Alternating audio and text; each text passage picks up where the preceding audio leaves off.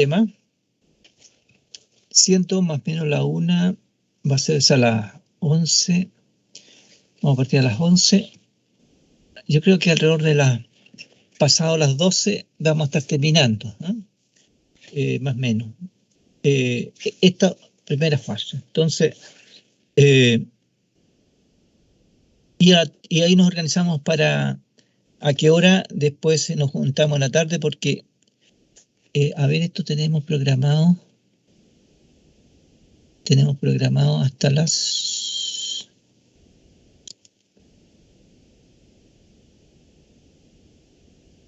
13:15. 9:15, 13:15. Wow.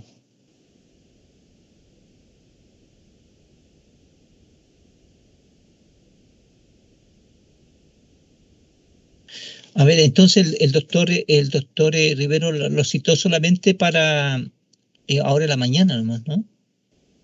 Hasta las 13:15. Sí, nos mandó un solo horario en la mañana.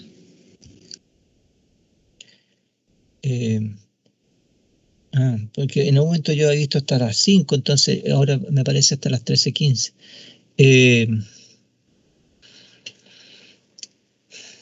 Tendríamos 2 horas.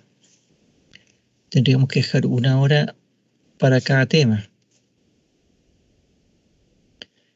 Sí, más o menos a esa hora me van a llamar, justamente como a las 13:15 me van a llamar para ir a la reunión con el obispo. Entonces, yo me imagino que el estado de ánimo de ustedes es que terminemos ahora en la mañana, o prefieren que dejemos un tema para la tarde. Si alcanzamos a verlo todo ahora en la mañana, doctor, mejor, yo creo. Vale, entonces dediquemos 1 hora para caídas y 1 hora y cuarto para ejercicio, dando, qué sé yo, unos 5 minutos de break entre ambos temas. 5 a 10 minutitos para que respiremos por lo menos. Partamos entonces.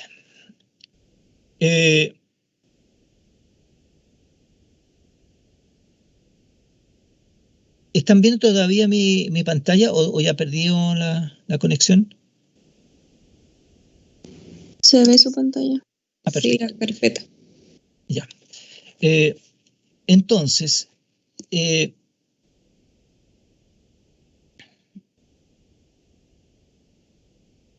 voy a cerrar este.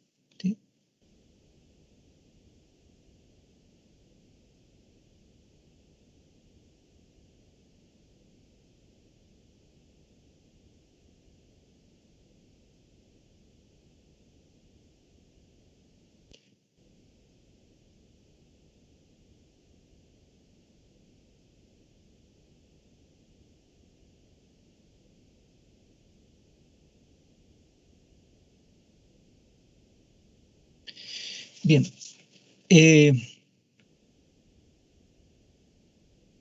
También aquí hay algunos documentos que están directa o indirectamente relacionados con este tema, sobre caídas.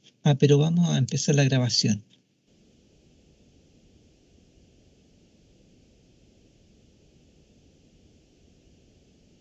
Ya. En este tema hay un montón de cosas relacionadas, y creo que uno de los temas que más publicaciones hay. Pero en el fondo y el trasfondo de las caídas en las personas mayores, siendo un síndrome geriátrico, la verdad las cosas que en su conjunto, los problemas en su gran mayoría, la caída depende del deterioro que va teniendo la persona, en la cual no es capaz de responder a la exigencia del entorno. Y de ahí, ¿no es cierto?, nosotros, voy a partir con este documento.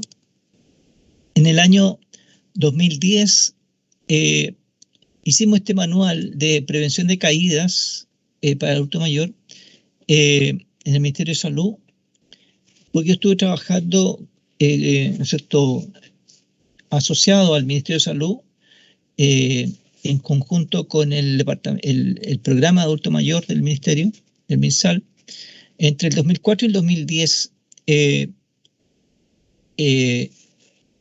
tomando en consideración los aspectos fundamentalmente de cómo podemos prevenir, ¿no es cierto?, la pérdida de funcionalidad o prevenir la dependencia en las personas mayores, a contar de las intervenciones que se pueden hacer en atención primaria.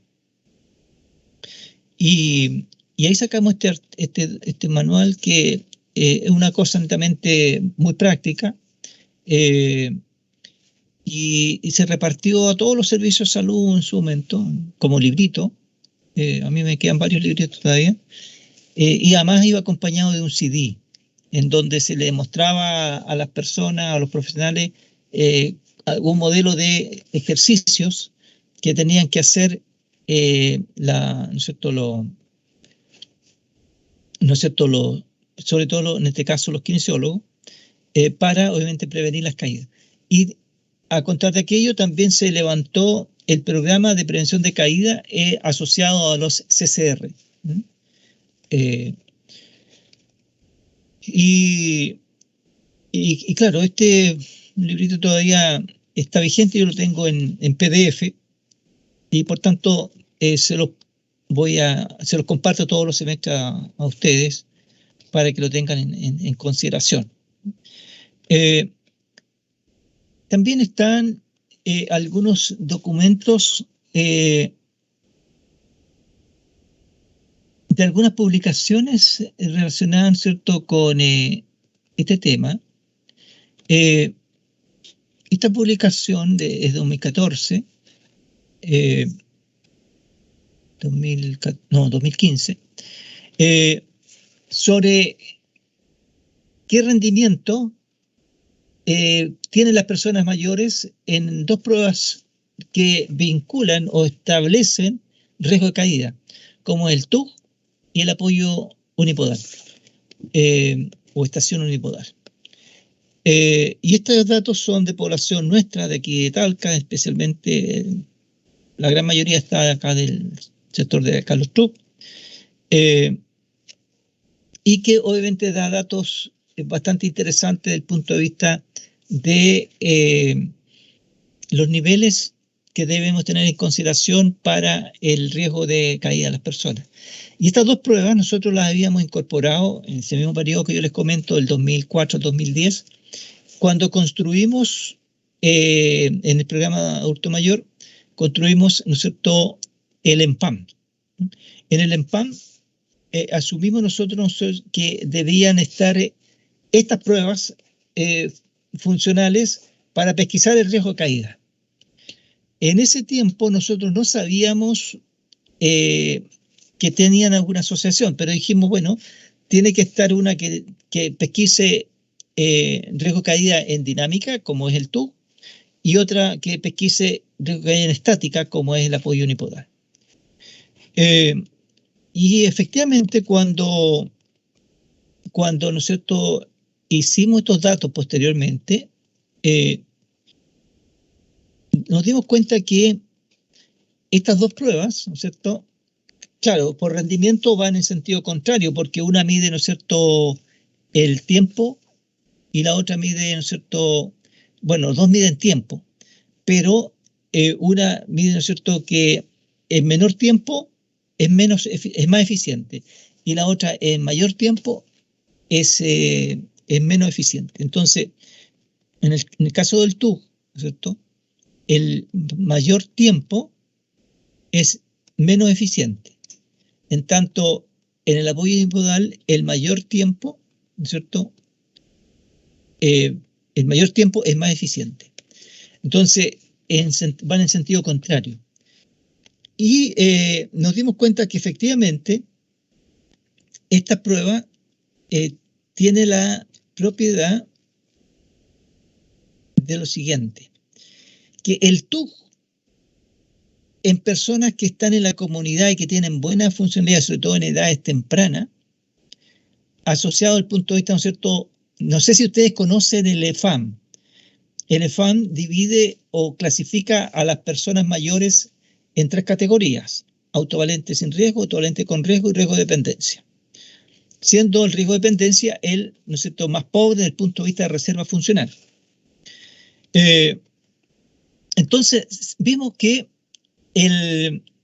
este sentido, ¿no es cierto?, el que tiene que ver, ¿no es cierto?, con el TUG en personas de edad a los 60 años, más o menos, quinquenio 60-64, no logra pesquisar a diferenciar, ¿no es cierto?, bien a las personas que están, ¿no es cierto?, en riesgo de caer. Pero sí lo hace mucho mejor en la medida que va aumentando de edad. Pesquisa de mejor eficiencia. Sin embargo, cuando la persona ya parte con un sentido, ¿no es cierto?, qué sé yo, del 65 en adelante, con riesgo de dependencia, es decir, tempranamente, claro, también lo discrimina bien, lo separa bien, aun cuando el EFAM divide o toma en consideración otras variables no asociadas al ámbito físico.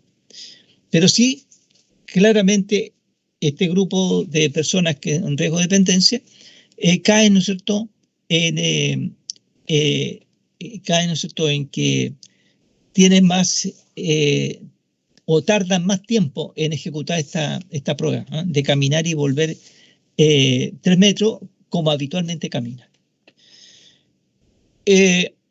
Y por tanto, el TUG discrimina, de todas maneras, discrimina mejor en la medida que aumenta la edad de las personas. Discrimina mejor cuando una persona está en mayor riesgo de caer. En tanto, el apoyo unipodal discrimina muy bien a edades tempranas. En edades tempranas discrimina muy bien tanto el apoyo unipodal derecho como izquierdo. Discrimina bien y separa muy bien a las 3 categorías: autovalente con riesgo, sin riesgo y riesgo de dependencia. Y por cierto, los que están con riesgo de dependencia tienen mucho menos tiempo de apoyarse en un pie. Y aquí, claro, menor tiempo es peor, mayor tiempo es mejor. En tanto, en el TUG es al revés. Entonces, pero cuando las personas tienen edad avanzada, y sobre todo ya de octogenario en adelante, no logra discriminar bien. Y sí lo hace el TUG.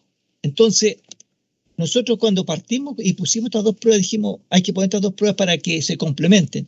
Y efectivamente, sin saberlo, teníamos razón, en que una discrimina bien a edad temprana, como es el apoyo unipodal, y otra discrimina bien a edades más tardías, como es el TUG, el Time Up and Go. Y de tal manera que no sé azarosamente, sino que empíricamente, por la experiencia que teníamos, planteamos eso, pero después lo comprobamos que efectivamente eso era así. Y de tal manera que estas 2 pruebas que siguen manteniendo en el EMPAM, está obviamente absolutamente bien puestas porque discriminan en ambos bien. Y ambas tienen que estar positivas para que la persona pase desde el EFAM, pase, ¿no es cierto?, al taller de caída en los CCR a nivel de atención primaria.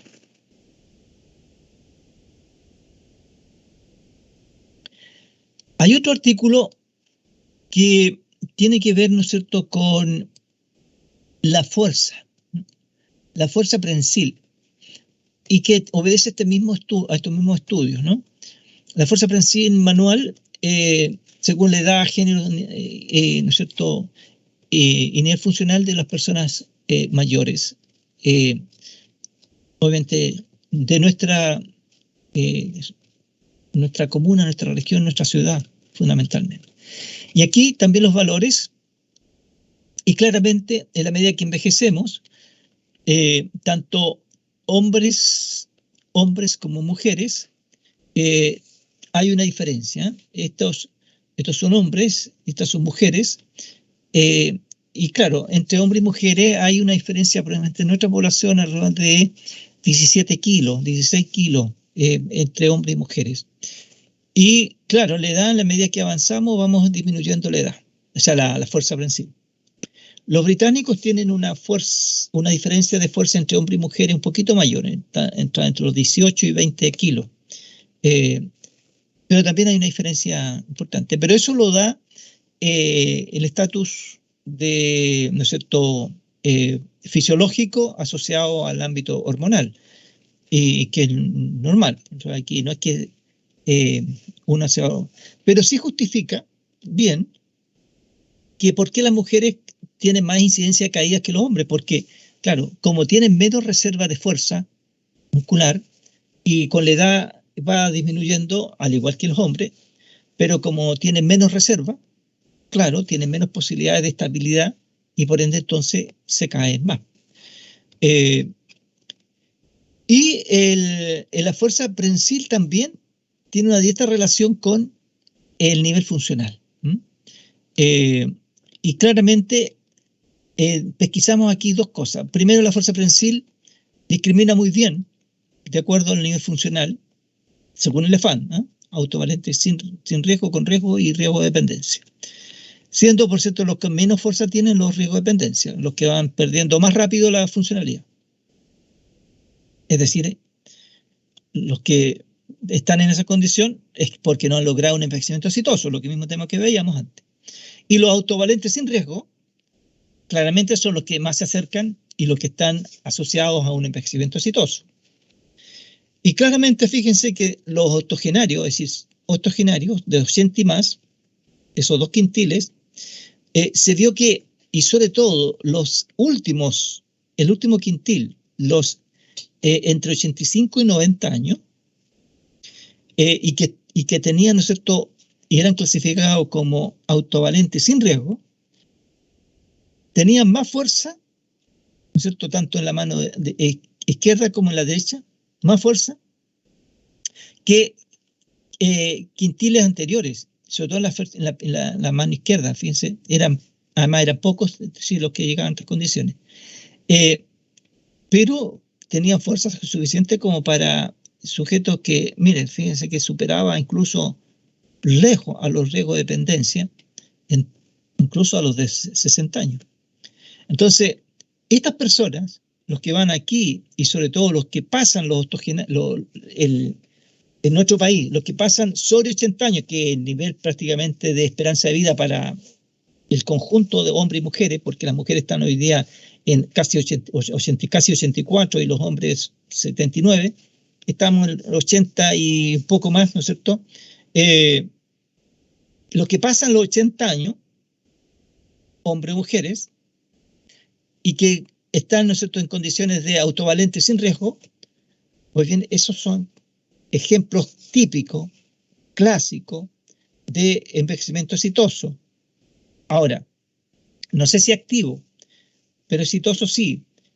Activo en el sentido de si tiene si tiene además un rol social relevante. Pero sí, lo más probable es que sí lo sea, porque también nuestros estudios que vimos recientemente, en tanto comparando los que tienen rol social y los que no tienen rol social, los que tienen rol social sí tienen una condición funcional mucho mejor que los que no lo tienen.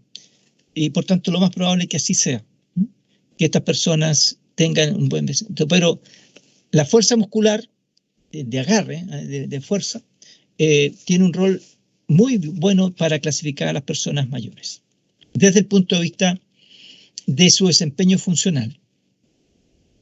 Hay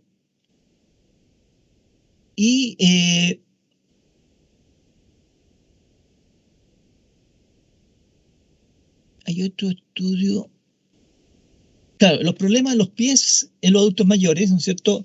Y esto es importante, que se asocia muy fuertemente a la parte, ¿no es cierto?, de no sé si hay una gráfica aquí, ¿no es cierto?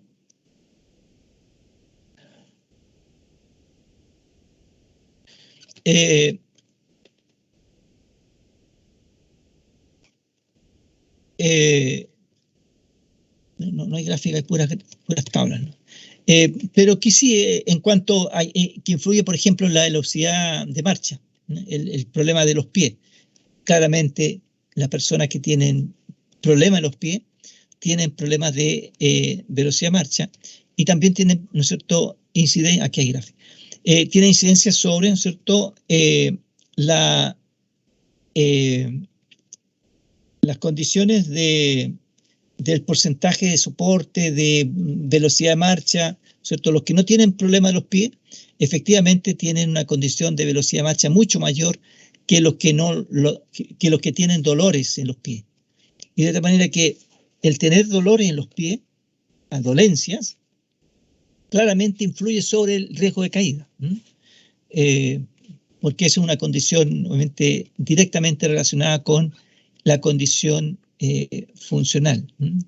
Todos los que no tienen problema en los pies tienen mejor desempeño en todos los componentes, ¿cierto?, en la marcha, ¿cierto?, este porcentaje en 24 horas, ¿no?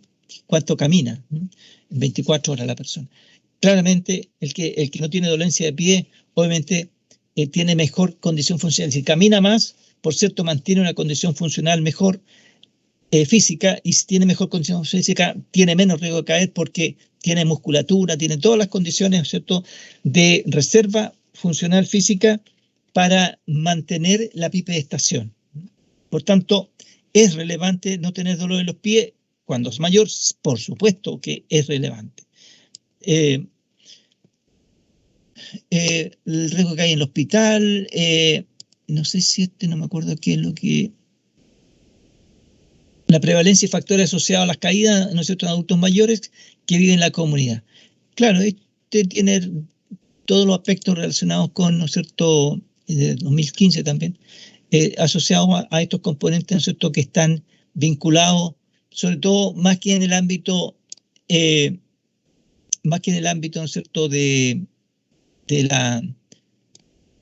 las caídas, ¿no es cierto?, que el entorno, ¿cierto?, los que viven en la comunidad, el entorno, ¿no es cierto?, las personas donde viven, hay sectores que tienen más riesgo de caer o favorece las caídas de las personas.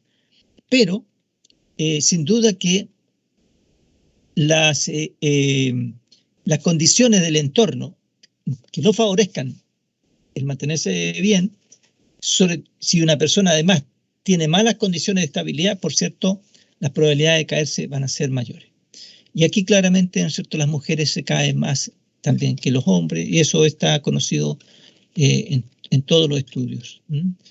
Y sobre todo en la medida que mayores de 85 años, por cierto, que tienen más porcentaje de caídas que las personas que no lo...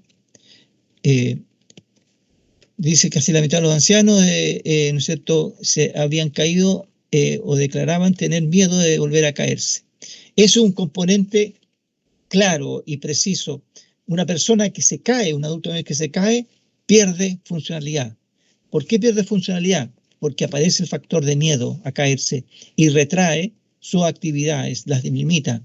Dice, tanto las caídas, ¿cierto?, como el miedo a caer son experiencias comunes. Sería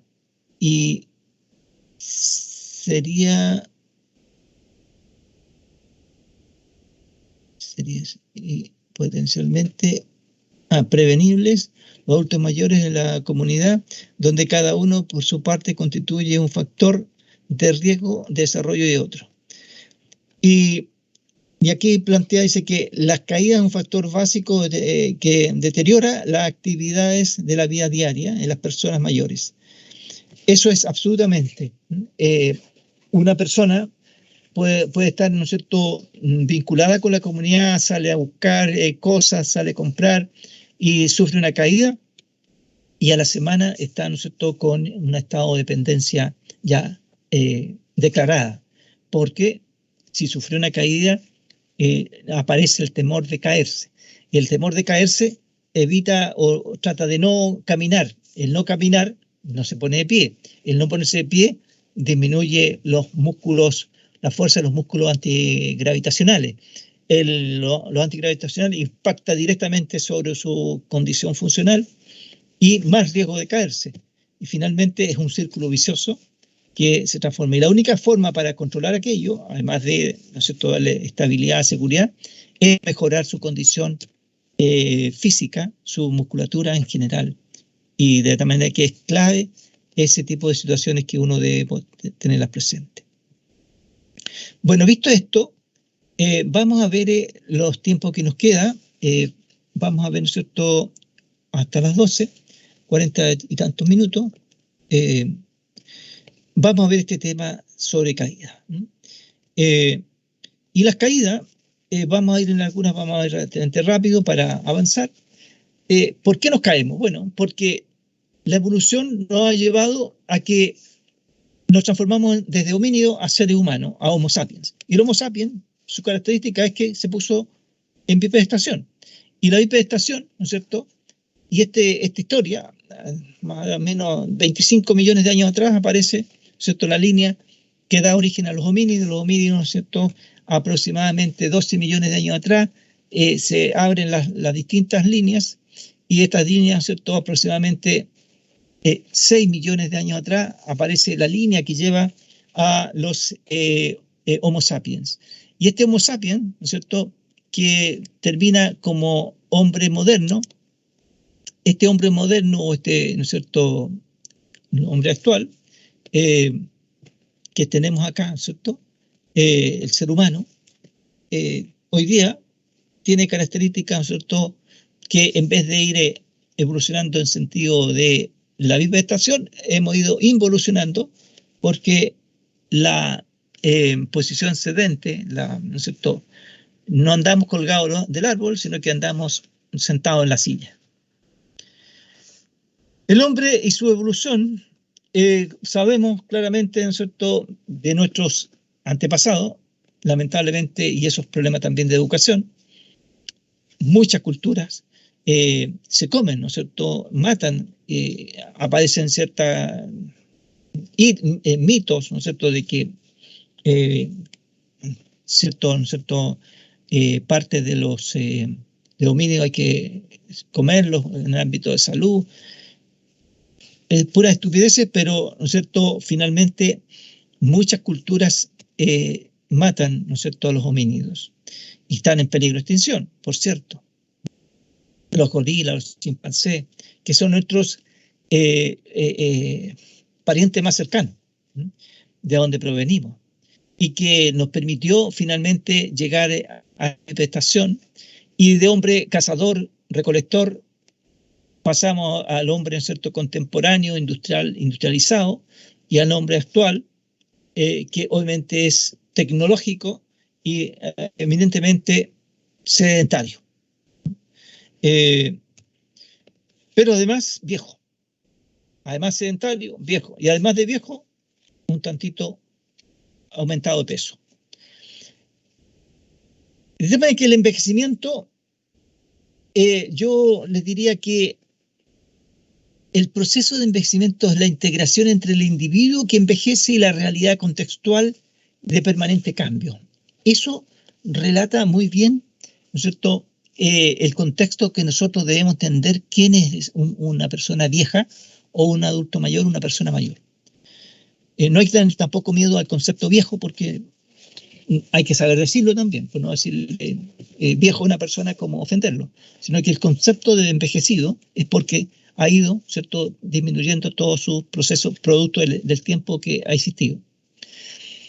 Y ¿no es cierto?, proceso de envejecimiento, hay personas más jóvenes que, si no son capaces de adaptarse al entorno que ha ido cambiando, pues son viejos. Por ejemplo, una persona de 50 años o de 40 años que no es capaz de adaptarse a la tecnología actual, bueno, el contexto cambió y debe tener capacidad de adaptarse. Si no logra adaptarse, bueno, entonces está demostrando un envejecimiento precoz. ¿Por qué nos caemos? Bueno, porque llegamos a la necesidad del bipedismo. ¿Para qué? Para generar la marcha. La marcha se genera o se ejecuta en bipedestación. Y la marcha y el bipedismo es un proceso de aprendizaje, ¿no es cierto? El niño, en su desarrollo, todo lo hicimos en su momento, en forma innata tiene que gatear, y no andador, por cierto, tiene que dejarse que practique todo su desarrollo psicomotor y que desde el punto de vista filogenético y ontogenético logre desarrollar y logra su mayor estabilidad entre los 20 y los 24 años. Ahí tiene la mayor estabilidad. Y se mantiene hasta los 30 más o menos, pero después empieza a disminuir esa estabilidad, como todo, ¿no es cierto? En los procesos biológicos empiezan a procesos de decadencia, deterioro. Y en las personas mayores, por cierto, ya muy avanzadas, pueden requerir elementos de auxilio o ayuda técnica para, obviamente, mantener estabilidad. Y en algunos casos, por ejemplo, se nos caen. Y se caen, y por cierto, una caída es compleja. Nosotros, un día atrás, una cuestión que una persona en el centro diurno se nos cayó una persona por una situación puntual porque no tenía capacidad de entender bien y no se dieron cuenta que salió detrás de otros adultos mayores cuando iba a tomar la locomoción, o sea, el bus la van que lo traslada, y se nos cayó. Pero felizmente tuvo una herida, pero felizmente todo resultó bien, no fue grave, aún siendo grave para ella porque igual entra con temor, pero obviamente ahí están los profesionales para que la sigamos ayudando. Pero las caídas en las personas mayores es un elemento relevante, ¿ya? Y, por cierto, de 65 años en adelante, en Chile se considera más o menos un 35% que se ha caído a lo menos una vez en los últimos 6 meses. Eso es el porcentaje que hay. Pero en la medida que aumenta la edad, si pasamos de 75 y más o de 80 y más, ya eso se incrementa por sobre el 50%, que las personas a lo menos una vez se han caído. La ventaja es que no todas las caídas producen daños severos, pero cuando hay daño severo, también aparece el riesgo de muerte. Bueno, ¿por qué mantenemos el equilibrio? Bueno, el equilibrio lo mantenemos porque es un componente de balance. Por eso, balance es como balance-desbalance, como les mostraba ese dibujito antes. La estabilidad, la posición bípeda, es una situación de posición inestable. Se pierde y se gana el equilibrio. Lo importante es la estabilidad. Y aquí, ¿no es cierto?, para mantener este balance se requiere elementos sensoriales, que son los que pesquisan toda la información, se integra a nivel central y se da una respuesta motora para mantener este balance. Y aquí interactúan, ¿no es cierto?, factores que vienen desde las extremidades inferiores, desde los ojos, desde el cuello, desde las articulaciones, desde los músculos, pero sí, muy importante, desde el vestíbulo. Todos los componentes que están asociados al mantener la estabilidad de la persona, el equilibrio, pero sobre todo el balance o estabilidad. Esta estabilidad se pesquisa, como ya les decía, proviene de información muy fuerte, y ya les mostraron estos problemas de los pies. Bueno, si a mí me duele un pie, no voy a pesquisar, no voy a saber dónde estoy pisando, porque me pesquiso más el dolor que lo que estoy pisando. Y nosotros caminamos y sabemos por dónde caminamos. Independiente, claro, a veces algunos zapatos muy voluminosos pueden perder un poco la percepción del pie, ¿no? Esos tacones, ¿cierto?, que tienen hoy día las damas, que son como así de largo, grande. Bueno, yo nunca lo he usado, pero me imagino que debe ser difícil que pesquise bien la superficie del pie, la superficie de la tierra, ¿no? Dice que va por donde acá, pero probablemente también lo pesquisa. Pero mientras más, ¿no es cierto?, los pies se logran pesquisar el relieve de la tierra, del piso, es mejor. Que ahí, por ejemplo, las culturas que se sacan los zapatos, perdón, entran a la casa, todo, practican mucho más que nosotros la percepción del pie. Nosotros nos sacamos los zapatos solamente para dormir y a veces ni para eso. Y de tal manera que es muy importante que el pie esté bien. La propiocepción, el trabajo vestibular, lo que tiene que ver, ¿no es cierto?, con la visión. La persona mayor va disminuyendo, ¿no es cierto?, su capacidad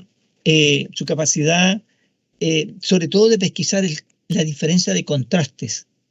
El contraste entre la superficie y a veces cuando no los hay y hay un desnivel, claro, la persona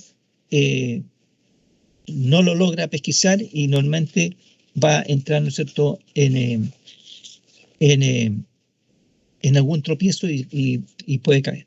Bueno, esta información llega a nivel central, aquí se pesquisa, se da una respuesta motora, todo esto en forma automática e imperceptible y además inconsciente, porque es todo automático. Yo no estoy pensando, debo responder para no caerme, es una acción absolutamente automática. Y obviamente responde a nivel de las musculaturas que mantienen la estabilidad y, por cierto, de acuerdo al centro de gravedad que la persona tenga, dependiendo de su estructura, de su condición, su estatura y muchas condiciones biomecánicas. Eso es clave para que la persona, ¿no es cierto?, mantenga la estabilidad. Y esa estabilidad se va perdiendo. Lo que ganamos en millones de años, la misma estación, la perdemos en los años que vivimos y sobre todo desde los 65 en adelante, donde más se nota. Pero ya desde los 30 en adelante empezamos a perder. Y obviamente cuando es mayor, como tiene poca estabilidad, posibilidades de caerse son mucho mayores. Todos tropezamos, todos pisamos mal en algún momento. Pero si tenemos buenas condiciones, cuando somos más de menor edad, las reacciones son mucho más eficientes y rápidas. En tanto, en la persona mayor, eso se va atenuando y va disminuyendo. Y por cierto, entonces, frente a la adversidad del entorno, se tiende a caer. La caída es un elemento que ocurre en forma espontánea y en cualquier situación, y finalmente la persona está en el suelo. Y las causas de caídas son múltiples, son multifactoriales. Por eso es un síndrome, porque todas las causas, ¿cierto?, llevan un elemento común. Eso es el síndrome. La inactividad física. La inactividad física es un elemento absolutamente relevante. La pobreza, los problemas ¿no es cierto?, visuales, los problemas de los pies, como ya lo comentábamos, el uso de calzado inapropiado, zapatos muy altos, porque además de ser alto y además de no pesquisar en la superficie, cambia el centro de gravedad. Le cambia el centro de gravedad a las personas y por cierto entonces es como ir con zanco, ¿no? Caminando con zanco requiere una estabilidad mucho mayor y por cierto entonces se va a caer. La constipación, ¿no? El hecho de estar mucho rato sentado, ¿no es cierto?, esforzándose para, ¿no es cierto?, defecar en muchas personas mayores, porque también eso es un problema que tienen las personas mayores, y luego se pone de pie, claro, los problemas, ¿no es cierto?, de ortostatismo tiende ¿no es cierto?, a generar caídas en ese tipo. Los problemas, ¿no es cierto?, óseos, que muchas veces algunos huesos, ¿no es cierto?, como el de la cadera, ¿no es cierto?, del cuello y la cadera, se fractura por osteoporosis avanzada y se cae la persona, pero claro, ahí es la fractura la que lleva a la caída. Los problemas, ¿cierto?, de interacción entre niños, entre los juguetes, cosas, desorden en la casa, muchas veces dejan, ¿no es cierto?, elementos que se transforman en obstáculos y accidentes para la persona mayor.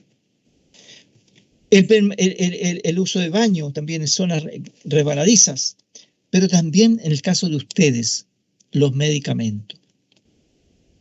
el uso de los medicamentos.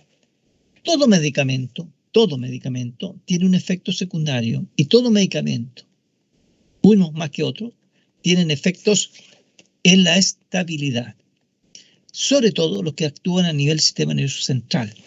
Y de tal manera que ahí la responsabilidad de, ¿no es cierto?, el tipo de medicamento que se indique, hay que tenerlo muy en consideración. Y el equipo debería estar en conocimiento qué medicamento está tomando la persona, porque el riesgo puede aparecer. Por tanto, las caídas, ¿no es cierto?, en las personas mayores y sus injurias que pueden generar, depende de factores biológicos que son los más relevantes. La edad, el género, el sexo, enfermedades crónicas, la inactividad física, problemas cognitivos, ¿no es cierto? Todos los componentes físicos están asociados, lo que depende del propio individuo. El ámbito, ¿no es cierto?, de factores conductuales, riesgo de caída, lo que tiene que ver, ¿no es cierto?, con el exceso de consumo de alcohol, la falta de ejercicio, problemas conductuales, ¿no? Los medicamentos, ¿no?, el uso de medicamentos, y sobre todo múltiples medicamentos, y sobre todo, ¿no es cierto?, medicamentos que consuma para dormir las personas, y al levantarse tiene los efectos secundarios y entonces se puede caer. Los factores medioambientales, ¿no es cierto?, pobreza, ¿no es cierto?, problemas de acceso ¿no es cierto?, al acceso a servicios públicos, ¿no es cierto?, consumo de drogas, todos los componentes asociados, ¿no es cierto?, al ámbito, ¿no es cierto?, del medio ambiente. Y factores socioeconómicos, ¿no? Los factores socioeconómicos. Nuevamente ahí los problemas de las casas, ¿no es cierto?, asociados, ¿no es cierto?, que están desadaptadas. Normalmente uno hace una casa y la construye y la fabrica pensando, cuando es joven, construye familia. Y después la casa muchas veces se transforma en un obstáculo porque el segundo piso ya no lo puede usar, la tina es un peligro, y todo eso hay que hacer, ¿no es cierto?, adaptaciones para las personas mayores. De tal manera que las causas, los factores pueden ser medioambientales, biológicos, conductuales y socioeconómicos, que lo define la OMS. Los factores de riesgo de caída que tienen que ver con el medio ambiente, el pobre diseño de la construcción, los suelos, ¿no es cierto?, y escaleras resbaladizas, alfombra suelta, iluminación insuficiente, desniveles, ¿cierto?, lo que tiene que ver con el entorno mismo, ¿cierto?, veredas. Bueno, todo eso son factores influyentes, pero lo bueno es que todos son modificables. Esto es lo bueno. Todos estos componentes pueden ser modificables, se pueden corregir.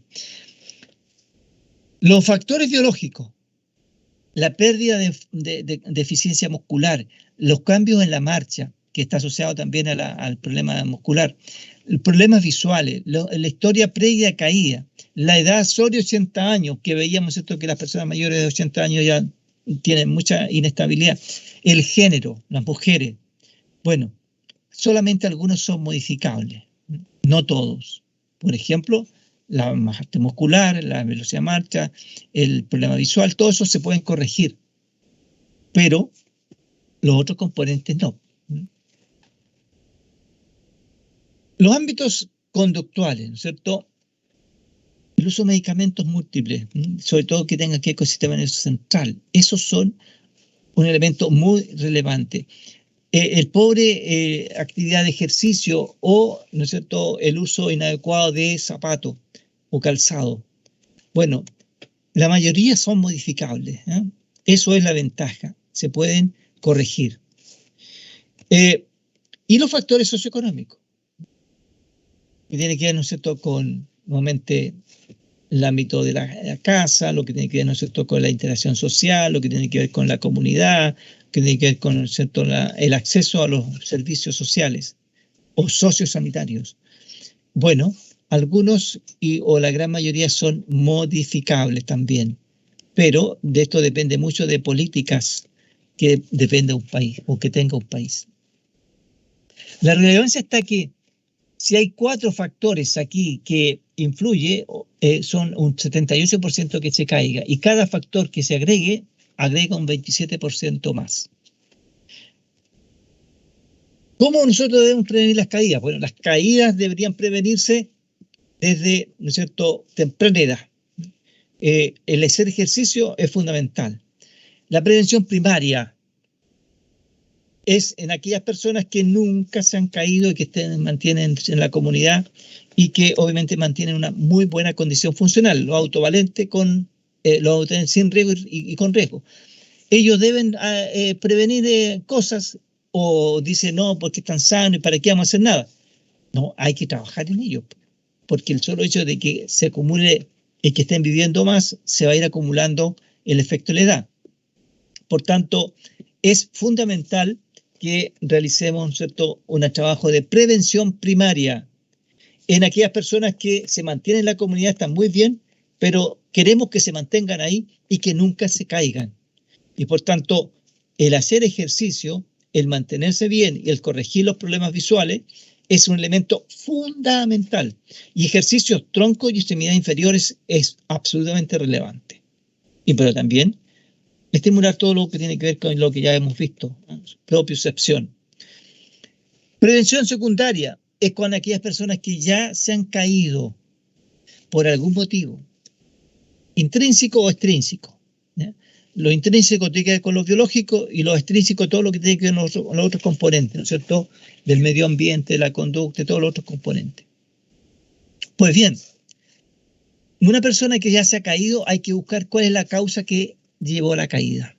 Y ahí hay que hacer un tratamiento. Hay que ir a focalizar el trabajo directamente a la persona, el por qué se cayó.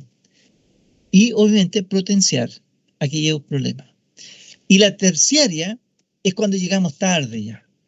En la terciaria es que las personas se han caído, han sufrido una caída significativa y un daño relevante, y que ha llevado, ¿no es cierto?, a que esa persona estuvo hospitalizada, sufrió una fractura de cadera, tuvo un TEC, tuvo, ¿no es cierto?, una hipotermia por el tiempo que estuvo, ¿no es cierto?, caído y que vivía solo, etcétera. Tuvo una hemorragia producto de la caída, etcétera.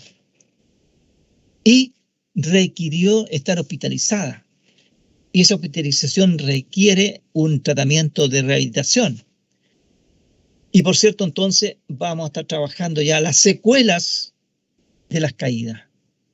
Es por tanto, entonces, estamos llegando un poco tarde. Lo ideal es que trabajemos en prevención primaria. Es la que más me gusta y la que más me gusta promover. Recientemente estuve invitado, y todo el tiempo me invitan, del programa Más Adulto Mayor Autovalente, para justamente que está dirigido a este grupo de personas que están en la comunidad todavía, porque es un programa muy relevante que hay que seguir potenciando, ¿ya? Me invitan, ¿no es cierto?, a hacer algunas exposiciones. La relación de las caídas y algunos indicadores funcionales generales, bueno, ¿para qué decir? En la medida que envejecemos, vamos perdiendo condición funcional. Hombres y mujeres. ¿Cuánto tardamos en caminar 10 kilómetros? Bueno, en la medida que envejecemos vamos aumentando el tiempo, pero eso es un elemento solo viendo los factores, la variable edad. Pero si vemos la variable de entrenamiento, sedentario o no sedentario, vemos claramente, ¿no es cierto?, si aquí arriba tenemos todos estos son no sedentarios y estos son, ¿no es cierto?, sedentarios. Bueno, si vemos el consumo de oxígeno en las personas, ¿no es cierto?, el consumo máximo de oxígeno, vemos claramente, ¿cierto?, que una persona, pensando que a los 20 años tiene el mayor rendimiento de una persona, ¿eh?, entre los 20 y los 30, pero a los 20 el mayor rendimiento. Si la persona es sedentaria a los 20 años, ¿cierto?, fíjense que va a tener un rendimiento similar a lo que tiene una persona de 70 años que no es sedentaria el consumo de oxígeno. Y va a haber una diferencia más o menos del 100% entre un sedentario de 20 años y un no sedentario de 20 años también. Y ahí está la gran diferencia, ¿eh? porque aquí está entre el sedentarismo y el no sedentarismo, se construyen las reservas funcionales del ámbito físico. Y de manera que es muy significativo, ¿cierto?, la relevancia que tiene el hacer o no ejercicio físico.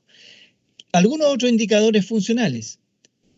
Sabemos que la edad y la obesidad, el envejecimiento y la obesidad, influyen muy similares, actúan muy similar en la persona. Ambos dañan al músculo, lo dañan, ¿no es cierto?, y van a favorecer el componente de sarcopenia. ¿Y cómo lo van a favorecer? Fundamentalmente promoviendo estos componentes, factores proinflamatorios. Si daña el músculo y genera, ¿no es cierto?, un compromiso del músculo secundario parecido o relacionado a la sarcopenia, pues bien, va a llevar a que la persona tenga menor condición funcional y sea, ¿no es cierto?, más dependiente o tenga disfunciones. Y por ende, entonces, va a favorecer más el proceso de envejecimiento. Si eso ocurre, ¿no es cierto?, si esto ocurre, la edad, la adiposidad, el sedentarismo, genera estos factores proinflamatorios, daña el músculo disminuye la movilidad. Esto, ¿no es cierto?, disminución de movilidad potencia todos estos componentes que dieron origen a esto y se genera un círculo vicioso. Por tanto, la única forma de eliminarlo es justamente con el ejercicio. El deterioro y el balance, por cierto, entonces se generan estos componentes, el TUG, que ya lo veíamos, y el apoyo unipodal. Son dos pruebas que ya los veíamos en los artículos, ¿cierto?, que pesquisan precozmente este riesgo de caída. Hay otras formas que nosotros lo hacemos, como es el Balance System, pero que es un sistema más de laboratorio. El apoyo unipodal tiene, ¿cierto?, esta ventaja que ya la vimos, que va disminuyendo con el tiempo y que discrimina según las condiciones funcionales. Pero en personas, por ejemplo, con IMC, dependiendo, ¿cierto?, del IMC. Las personas con obesidad, fíjense, ya a temprana edad tienen un menor rendimiento a los 60 años que, ¿no es cierto?, las personas con condición funcional mejor. Desde el punto de vista del peso. Peso bajo y peso normal son los que mejor rinden. Y eso se mantiene durante todo el periodo de quinquenio, pero ya en quinquenio de 80 y más, la edad es un elemento más potente y, ¿no es cierto?, nos junta a todos. Este ya lo vimos, ¿no es cierto?, el rendimiento en las pruebas. Lo vimos esto también como diferencia a edades tempranas. Esto también lo vimos, el TUG, ¿no es cierto? Y el TUG es una prueba dinámica, ¿no?, que va y viene de marcha como habitualmente camina en 3 metros desde a contar de una silla sin apoyabrazos. Y esto ya lo vimos. Logra, ¿no es cierto?, ambos pruebas de fuerza muscular, o sea, de estabilidad, se complementan. La fuerza muscular ya también la vimos, ¿no es cierto? Esto lo vimos en el artículo, también lo vimos. Y por tanto, entonces, la velocidad de marcha, que es un conjunto de los dos artículos anteriores que vimos, todos los elementos, es decir, estabilidad y fuerza muscular, se transforma en velocidad de marcha. Se expresa también en velocidad de marcha. Y la velocidad de marcha, tenemos otro artículo que está el 2014 en una revista que es la REM, que no, una revista, ¿no es cierto?, asociada a kinesiología. Vimos ahí, ¿no es cierto?, que la marcha es 6 minutos. La marcha de 6 minutos, o sea, ¿cuánta distancia camina una persona mayor en 6 minutos? Dependiendo de su condición de desempeño funcional, según el EFAM. Claramente, los que son riesgo de dependencia, al igual que el TUG, ¿no es cierto?, fíjense, siempre va por debajo. Camina pocos metros. Aquí están las distancias en metros y aquí están los quinquenios.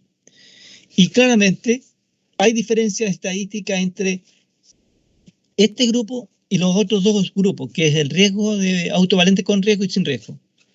Idealmente, es que sea sin riesgo, que son los que mejor funcionan acá arriba.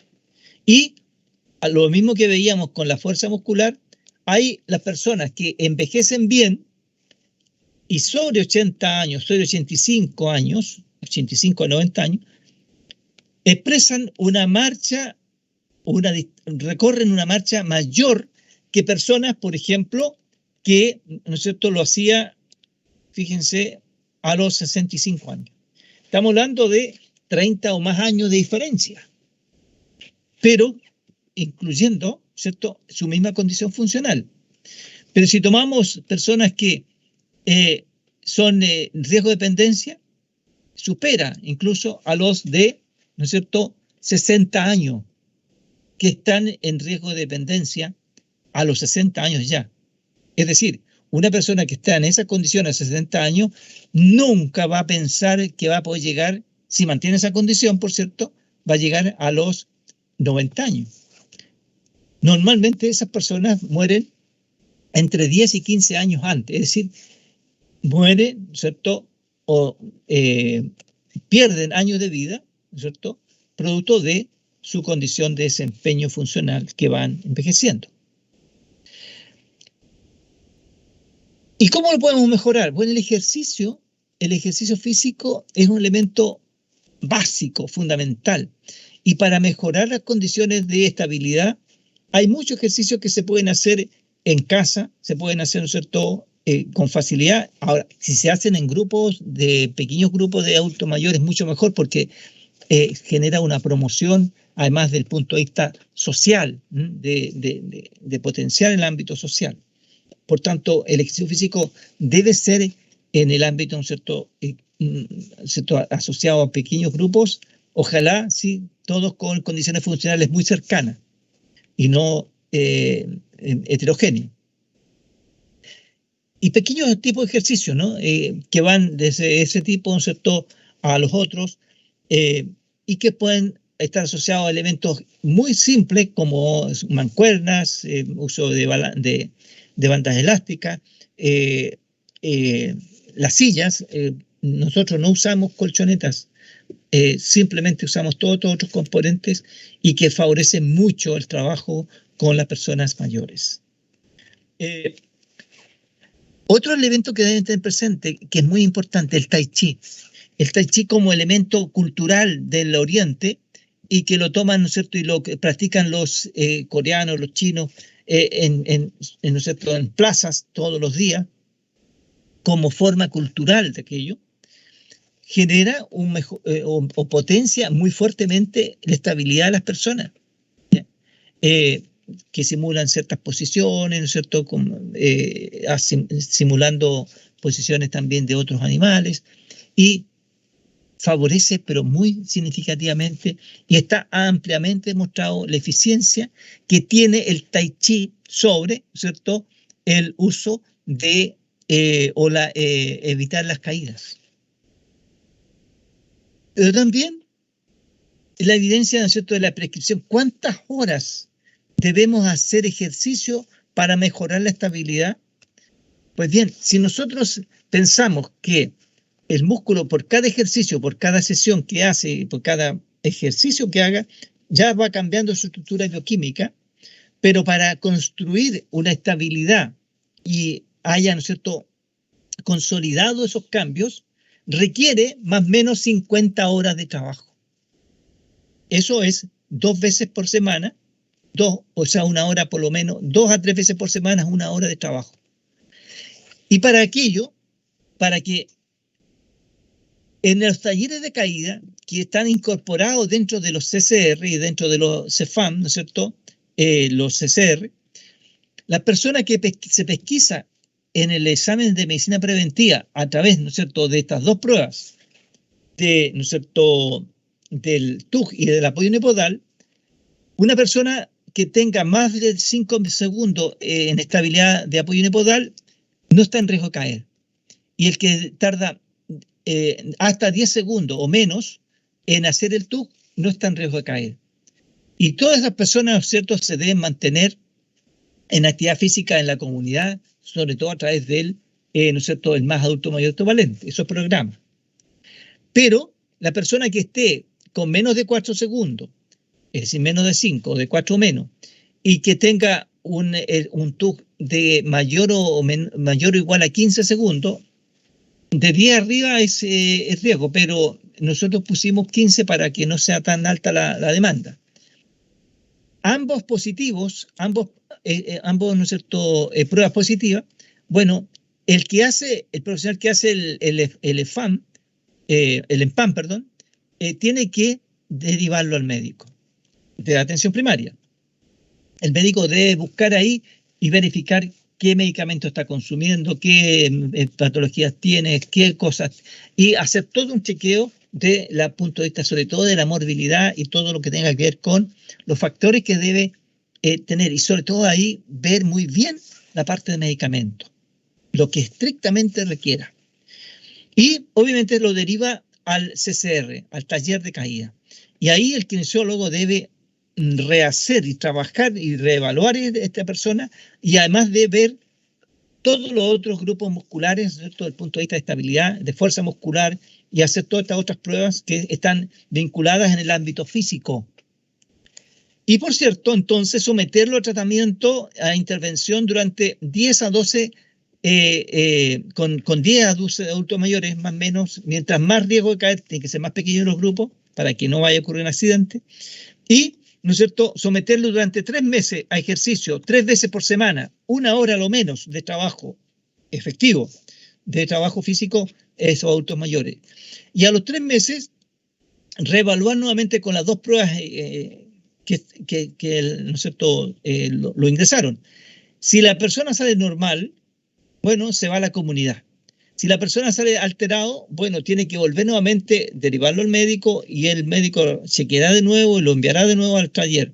Y el kinesiólogo tendrá que ver y planificar y ver si efectivamente fue producto de que la persona no asistió bien, qué variables influyeron, o simplemente que él no hizo un buen trabajo y que tiene que corregir ciertos elementos para, ¿no es cierto?, favorecer y mejorar la condición del adulto mayor. Mejorar la adherencia, mejorar el trabajo que sea programado, sistemático, progresivo, etcétera, y que estén con ejercicios que van dirigidos hacia la estabilidad. Y por cierto, entonces, someterlo nuevamente durante 3 meses a trabajo. ¿Alguna consulta? Tardamos exactamente 1 hora. Estamos a las 12. Estamos como reloj para, ¿no es cierto?, hacer coincidir los tiempos. ¿Alguna pregunta de parte de ustedes sobre el tema de caídas?